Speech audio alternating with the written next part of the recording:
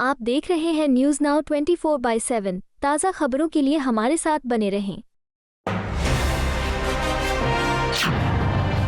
भाजपा प्रवक्ता प्रतुल शाहदेव ने अंतर्राष्ट्रीय तनाव के मुद्दे पर कांग्रेस की मांग पर प्रतिक्रिया दी। उन्होंने कहा कि ऐसे संवेदनशील मामलों पर भारत की नैतिक स्थिति पहले से स्पष्ट रही है। शाहदेव के अनुसार जब भी दो देशों या समूहों के बीच टकराव होता है, भारत हमेशा शांति और स्थिरता का समर्थन करता है। उन्होंने कहा कि भारत की फॉरेन पॉलिसी का मूल सिद्धांत कंस्ट्रक्टिव रोल निभाना और हालात को डी-एस्केलेट करना है। प्रतुल शाहदेव ने कांग्रेस नेता सोनिया गांधी द्वारा संसद में बहस की मांग को अनावश्यक विवाद खड़ा करने की कोशिश बताया।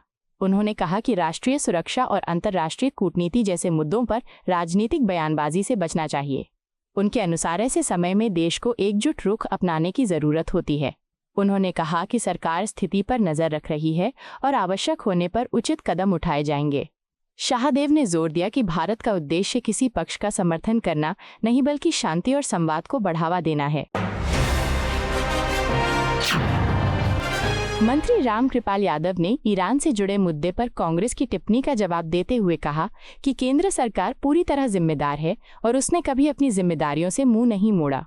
उन्होंने कहा कि अंतर्राष्ट्रीय मामलों में सरकार गंभीरता से हालात का आकलन करती है और जल्दबाजी में प्रतिक्रिया देने के बजाय संतुलित दृष्टिकोण अपनाती है। रामकृपाल यादव ने कहा कि सरकार सभी घटनाक्रमों पर क्लोज मॉनिटरिंग कर रही है।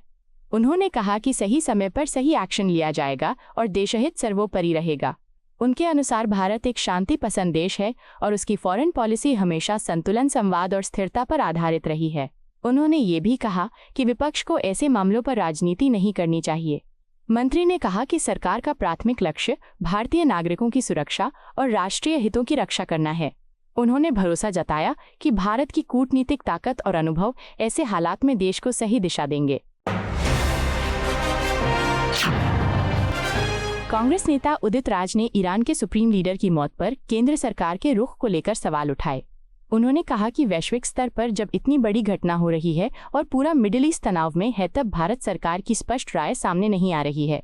उदित राज ने कहा कि भारत जैसे बड़े लोकतांत्रिक देश से उम्मीद की जाती है कि वो अंतर्राष्ट्रीय मंच पर अपनी स्थिति स्पष्ट करे। उनके अनुसार अभी तक न तो कोई ठोस बयान आया है और न ही कोई पहल दिखाई दे रही है। उन्होंने इसे सरकार की कमजोरी बताया और कहा कि विदेश नीति में स्पष्टता जरूरी है। उन्होंने कहा कि भारत की पारंपरिक नीति गुटनिरपेक्षता और संतुलन पर आधारित रही है, लेकिन मौजूदा हालात में सक्रिय भूमिका निभाने की आवश्यकता है। उदित राज ने सरकार से मांग की कि वो संसद और जनता के सामने अपनी रणनीति स्पष्ट करे। उत्तर प्रदेश के मंत्री ओपी राजभर ने वोटर लिस्ट से नाम हटाने के मुद्दे पर पश्चिम बंगाल की मुख्यमंत्री ममता बनर्जी के बयान का जवाब दिया। उन्होंने कहा कि किसी भी टारगेट के तहत नाम नहीं हटाए जा रहे हैं। राजभर ने कहा कि जैसे उत्तर प्रदेश में 46 लाख मृत मतदाता पाए गए थे, वैसे ही अन्य राज्यों में भी समय समय पर ऐसे मामले सामने आते हैं। उन्होंने कहा कि चुनाव आयोग की प्रक्रिया पूरी तरह लीगल और ट्रांसपेरेंट है। जिन लोगों की मृत्यु हो चुकी है या जो स्थानांतरित हो चुके हैं, उनके नाम नियमों के अनुसार हटाए जाते हैं। उन्होंने कहा कि मतदाता सूची को अपडेट करना लोकतांत्रिक प्रक्रिया का हिस्सा है। मंत्री ने आरोप लगाया कि इस मुद्दे को राजनीतिक रंग दिया जा रहा है। उनके अनुसार चुनाव आयोग एक स्वतंत्र संस्था है और उसके फैसलों पर भरोसा किया जाना चाहिए। बिहार के मंत्री श्रवण कुमार ने मुख्यमंत्री नीतीश कुमार के बेटे निशांत कुमार के राजनीति में सक्रिय होने की संभावना पर बयान दिया। उन्होंने कहा कि लंबे समय से बिहार के युवा और पार्टी के कार्यकर्ता चाहते थे कि निशांत कुमार सक्रिय राजनीति में हिस्सा लें। श्रवण कुमार ने कहा कि अब उनके शामिल होने की चर्चा से कार्यकर्ताओं में उत्साह है। उन्होंने कहा कि पार्टी में नई ऊर्जा और नई सोच का स्वागत किया जाता है। उनके अनुसार यदि निशांत कुमार सक्रिय भूमिका निभाते हैं तो वे संगठन को मजबूत करने में योगदान दे सकते हैं। उन्होंने कहा कि किसी भी राजनीतिक दल में नेतृत्व का विस्तार स्वाभाविक प्रक्रिया है। श्रवण कुमार ने उम्मीद जताई कि आने वाले समय में निशांत कुमार पार्टी की नीतियों और विकास एजेंडे को आगे बढ़ाने में महत्वपूर्ण भूमिका निभाएंगे। उन्होंने कहा कि बिहार में विकास और सुशासन की राजनीति जारी रहेगी। लोकसभा स्पीकर ओम बिरला ने देशवासियों को होली के पावन पर्व की शुभकामनाएं दी। उन्होंने कहा कि होली का त्योहार आपसी भाईचारे, प्रेम और सौहार्द का प्रतीक है। बिरला ने कामना की कि यह रंगों का पर्व सभी के जीवन में खुशी, उत्साह और सकारात्मक ऊर्जा लेकर आए। उन्होंने कहा कि भारत विविधताओं का देश है और हमारे त्योहार इस विविधता को एक सूत्र में पिरोने का काम करते हैं। होली केवल रंगों का त्योहार नहीं बल्कि सामाजिक समरसता और एकता का संदेश देने वाला पर्व है। बिरला ने लोगों से अपील की कि वे सुरक्षित और पर्यावरण के अनुकूल तरीके से होली मनाएं। उन्होंने कहा कि त्योहार हमें पुरानी कटुता भूलकर नए सिरे से रिश्तों को मजबूत करने का अवसर देते हैं। लोकसभा स्पीकर ने देश की प्रगति और समृद्धि की कामना करते हुए कहा कि होली का ये पर्व सभी के जीवन में सुख, शांति और उन्नति लेकर आए। भाजपा के राष्ट्रीय प्रवक्ता सैयद शाहनवाज हुसैन ने वोटर लिस्ट को लेकर उठे विवाद पर प्रतिक्रिया दी। उन्होंने कहा कि कुछ लोग आरोप लगा रहे हैं कि पश्चिम बंगाल की मुख्यमंत्री ममता बनर्जी चाहती हैं कि जिन लोगों का निधन हो चुका है उनके नाम भी मतदाता सूची में बने रहें।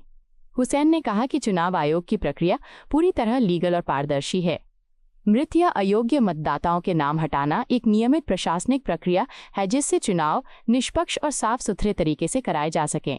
उन्होंने कहा कि इस मुद्दे को राजनीतिक रंग देने की कोशिश की जा रही है। उनके अनुसार लोकतंत्र में चुनावी सूची का अपडेट रहना जरूरी है। उन्होंने कहा कि भाजपा पारदर्शी और निष्पक्ष चुनाव की पक्षधर है। शाहनवाज हुसैन ने आरोप लगाया कि कुछ दल अपनी राजनीतिक जमीन कमजोर होती देख इस तरह के आरोप लगा रहे हैं। उन्होंने कहा कि जनता सच्चाई समझती है और चुनाव आयोग जैसी संस्थाओं पर भरोसा बनाए रखना चाहिए। बिहार के मंत्री अशोक चौधरी ने ईरान इजराइल के बीच चल रहे तनाव पर प्रतिक्रिया देते हुए कहा कि भारत का रुख हमेशा शांति और संवाद के पक्ष में रहा है। उन्होंने कहा कि प्रधानमंत्री नरेंद्र मोदी ने अंतर्राष्ट्रीय मंचों पर बार बार बातचीत और कूटनीतिक समाधान की वकालत की है। अशोक चौधरी ने कहा कि भारत किसी भी तरह के युद्ध या टकराव को समाधान नहीं मानता। उनके अनुसार मौजूदा परिस्थितियों में वैश्विक शांति और स्थिरता बनाए रखना बेहद जरूरी है। उन्होंने कहा कि भारत एक जिम्मेदार राष्ट्र के रूप में स्थिति पर नजर बनाए हुए है और जरूरत पड़ने पर बीच बचाव की भूमिका निभाने के लिए तैयार है। उन्होंने कहा कि भारत की विदेश नीति संतुलन, संवाद और सहयोग पर आधारित रही है। चौधरी ने कहा कि भारत सुलह की भावना से काम कर रहा है और चाहता है कि सभी पक्ष बातचीत की मेज पर लौटें। मंत्री ने ये भी कहा कि क्षेत्रीय अस्थिरता का असर पूरी दुनिया पर पड़ता है, इसलिए अंतर्राष्ट्रीय समुदाय को भी संयम बरतना चाहिए। उनके अनुसार भारत का उद्देश्य केवल अपने राष्ट्रीय हितों की रक्षा करना ही नहीं बल्कि वैश्विक शांति को मजबूत करना भी है। आपको यह वीडियो पसंद आया हो तो इसे लाइक करें, हमारे चैनल को सब्सक्राइब करें।